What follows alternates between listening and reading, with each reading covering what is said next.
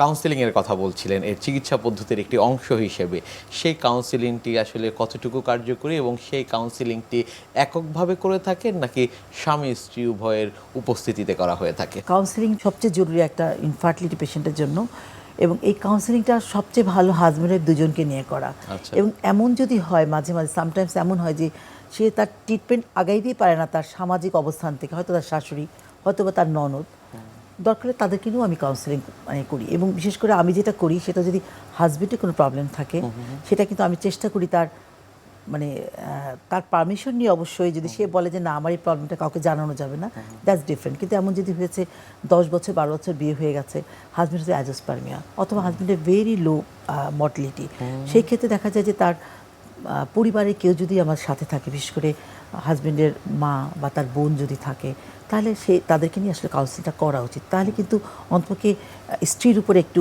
মানসিক প্রেশারটা আসলে একটু কম হয়। তো কাউন্সেলিংয়ে আমরা চেষ্টা করি দুজনকে নিয়ে করতে। এমন যদি হয় যে না হাজব্যান্ড অ্যাভেলেবল না, তাকে পাচ্ছি না, সেক্ষেত্রে হয়তো বা ওয়াইফকে কাউন্সেলিং করি।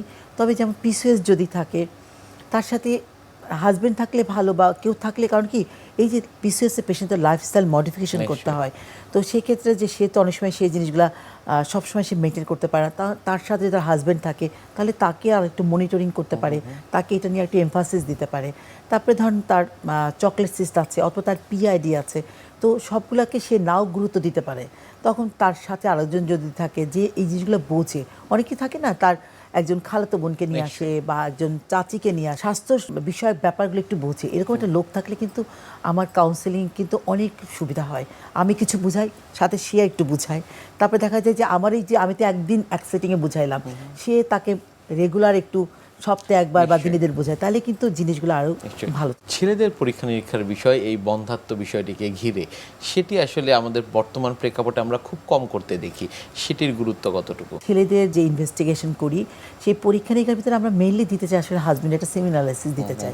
তো এটা আসলে আগে অনেকই কম ছিল, কিন্তু এখন আসলে দিলে করে। আবার অনেকে আছে যে নিজে থেকেই বলে যে ম্যাডাম আমার কিছু পরীক্ষা দিবেন নাকি, একদম শুরুতেই বলে, কিন্তু শুরুতে এসেই বলে যে আমার কিছু পরীক্ষা থাকলে আমাকে ওদের একসাথে করিয়ে ফেলি।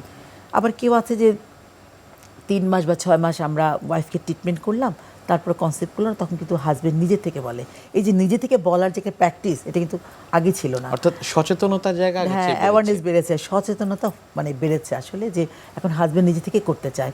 আবার কিছু কিছু ক্ষেত্রে করতে চায় না, তখন হয়তো বা স্ত্রী বলে যে আগে আমার চিকিৎসা দেন, যদি না হয় তখন আমার হাজব্যান্ডকে বলতে পারবো। তো করে, একদম করে না তা না। আগে যেমন আমরা দেখেছি যে 20%কে করাতে পেরেছে, এখন কিন্তু অনেক বেশি 50% হাজব্যান্ডই টেস্ট কিন্তু করে। নিশ্চয়ই, তাহলে আসলে দৃষ্টিভঙ্গির অনেকটাই পরিবর্তন এসেছে।